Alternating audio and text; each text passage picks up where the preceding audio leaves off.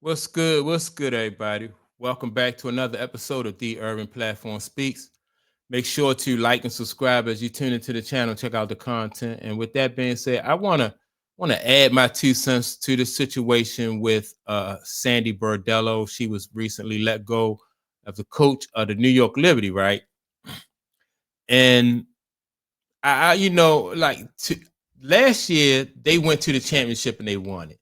This year they made it to the playoffs, and as soon as they out of the playoffs, they get rid of her, right? And in my opinion, it don't really look good when you let go.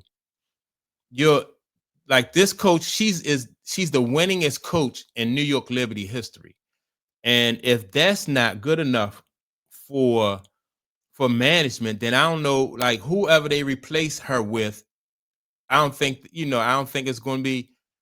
It's not good. Like what do they have to do? They're gonna have to win every game, throughout the season, and then go through the playoffs and win another championship every year. I don't see that. I don't see that as something that is going to happen. So it got to be, in my opinion, more behind the scenes of why they would let her go. Maybe for personal reasons. Maybe she didn't get along with management. I think that I remember when Phil Jackson was coaching with the Chicago Bulls, right? And then you got a team that three-peated twice and came off of winning a championship. And management said even before it was over with that even if they win a championship, what's the guy name? I forgot the general manager of the Bulls at the time, but he said even if they won a championship, he was not going to bring back Phil Jackson. And then so Michael Jordan said, if you don't bring, if Phil Jackson don't come back, I'm not coming back, right? So they had their mind made up already that they was going to break up, that they was going to break that team up. I don't think, and look what happened to Chicago ever since. They haven't really been relevant ever since Michael Jordan was there. Michael Jordan and Phil Jackson, Scottie Pippen was there. So it just makes it look like winning is not is not the only thing that comes into play when you talk about that. Like people allow their personal feelings for for coaches and players and managers to come into play, which it don't make sense because it's all about, if the common goal, if the common goal is for everybody to make it to the championship and win, and you're doing that, then what else is there? People should find ways to work around like whatever their personal differences are. Same thing when you had Kobe, when Kobe and Shaq, was both in LA, right? And they won a championship, and shortly after they won a championship, Shaq and Kobe, that like they wanted to go their separate ways. Shaq wound up going to another team. Even Magic Johnson said that no matter what your personal feelings are for each other, Kobe and Shaq, like you stay there, you work it out, and you make it work because it wasn't about Kobe as an individual. It wasn't about Shaq as an individual. It was about the Lakers winning, wanting to win a championship. Now Kobe wound up winning probably like about two more, I think, two or three more. I think he won three with Shaq and then two without him. Then Shaq went to Miami. I think Shaq won one without Kobe, right? But I think everybody thought that like if Kobe and Shaq could have stayed together and worked together, they would have won more than three that they'd have won more championships than they did separately. And I would agree with that. Like if both of those guys was committed, Shaq was so dominant, and then you had Kobe who was so hungry, but Kobe wanted to be, he wanted to be the alpha. He wanted to show that he could do it without Shaq. He didn't want to be Shaq's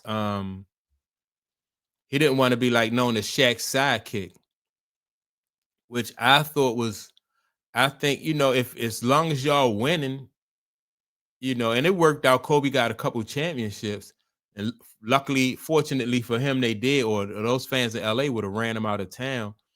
But I think it was more so about the Lakers than it was Kobe as an individual or Shaq as an individual.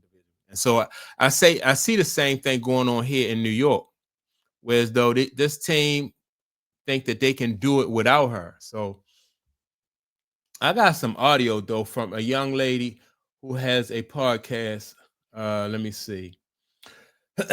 And I'm going to play her audio. I'm gonna leave her link in the description because I can't see her name right now, but I'm gonna play her audio because she made some points also that I would want to I want to make some comments about what she said too. Uh, the New York Liberty have let go Sandy Brondello. Well, in their terms, they will not renew her contract. In our eyes, they parted ways. She was fired essentially, but not as bad as being fired, I guess. But that's just how we talk out here. Nonetheless, I'm shocked. She's been a coach there for 4 seasons. You look at the past 3 seasons, she made it to the finals in her second season. She won the finals in her third season, and they lost in round one this year. Outside looking in, you look at this franchise and you see that's a successful franchise. New York is a powerhouse in the W right now. So what is the issue? What is the front office looking at? What are the ownership groups looking at? You look back to 2023, they faced the Aces in the final. The Aces won 3-1, drove straight through New York. The complaints after this championship was the matchups. Courtney Vandersloot on Kelsey Plum, Sabrina Ionescu on Jackie Young. There were complaints about game 4, decisions late in the game, timeout usage, after timeout calls, criticism of how she responded in the media, saying that she's not providing concrete tactical plans rather than cool one-liners. Fast forward to this season, some of those same things echo usage issues, really burning out the starting 5, not using the. All right, so I want to jump into that right there, right? Because they talk about like some of her her tactics and strategies as a coach. But if the result, she is the winningest coach in New York Liberty history, number one. And then on top of that, they've been to 2 championships, won one, and then they was in the playoffs this past season and lost in round 1. So if the result of what she is doing is winning, like haven't she earned the right for management to trust like her process, even if it's different from what other people might do. I think that she earned the right to operate and run things her way. That's how I feel about what's going on right there. So, but there's another point that this young lady makes about uh like who might be up next that I want to get into.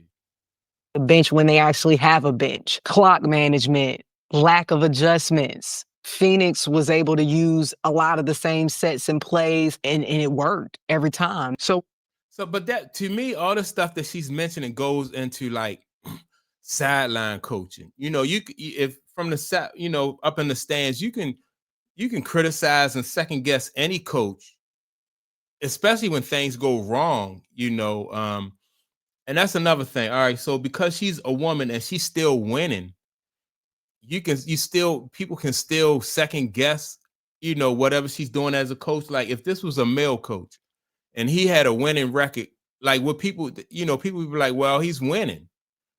Why would you second guess his his coaching strategies or his tactics when he's winning? Like he's getting the results and he's getting them his way. So that might play into it too. When you zoom out, the broader look, this is a successful franchise. When you hone in on the small details, problems present. How much of the talent has overshadowed coaching decisions? The New York Liberty is one of the highest valued teams in the WNBA right now. I can understand the sense of urgency from the ownership group, the want for perfection. I can't understand like how much more urgency should ownership have? Like I said, been to the championship 2 times, won it once. Then you were in the playoffs, and she's the winning coach the most winning coach that you have ever had in franchise history. So if that's not an example of urgency, then what is? Like what? I don't know. What do they expect to win 42 games every season? I don't understand. I don't get that line of thinking. They got a lot of money. There's a lot of money riding on this now. Things are more serious. Sandy Brondello is a great coach. I question optically what is this going to look like? Who is going to fill her position? Because we saw when coaches were let go last season, Dallas let go Latricia Trammell, a male came in. Teresa Weatherspoon situation, a male came in. People are questioning, is the WNBA about to turn into, which, I mean, they can't turn into something they already were, but are the WNBA teams going to be led by male head coaches? And the problem in that, if the That's the point right there I wanted to elaborate on or address, right? I hope that they don't bring in more male coaches for the WNBA. I don't think it's a good look. I think it creates like a double standard, because if women can't coach in the NBA, then why should you have all these men dominating jobs, getting jobs in the WNBA? It just don't make no sense. And I don't think that, like the guy that they brought into for the Chicago Sky, I don't think he a better coach than Teresa Witherspoon. To be honest, I thought I think she was a decent coach, but I don't think that I thought that guy in Chicago, I thought he did a poor job this year. And who else got a male coach? I didn't really think. I think the Phoenix Mercury, I think they got a male coach. I think that's the guy with the ponytail, right? I don't think he's all that good a coach. I just think that women should have. I really honestly think that women should have those jobs in the WNBA.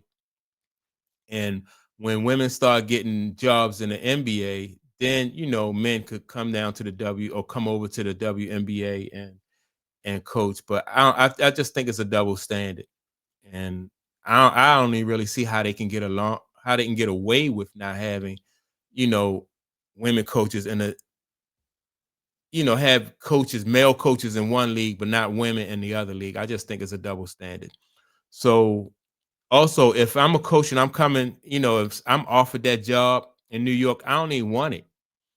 You setting yourself up for failure. This lady, as good as Sabrina Ionescu is, as good as Jonquel Jones is, as good as Breonna Stewart is, they still need a good coach.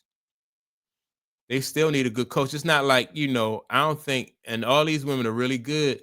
I don't think you can just roll a ball out there and think that, oh yeah, we're gonna go undefeated or we're gonna win another championship. I don't think it's like that. So that's my take on it. Make sure to like and subscribe. With that being said, also don't forget to leave a comment, and I'll check you all out in the next video.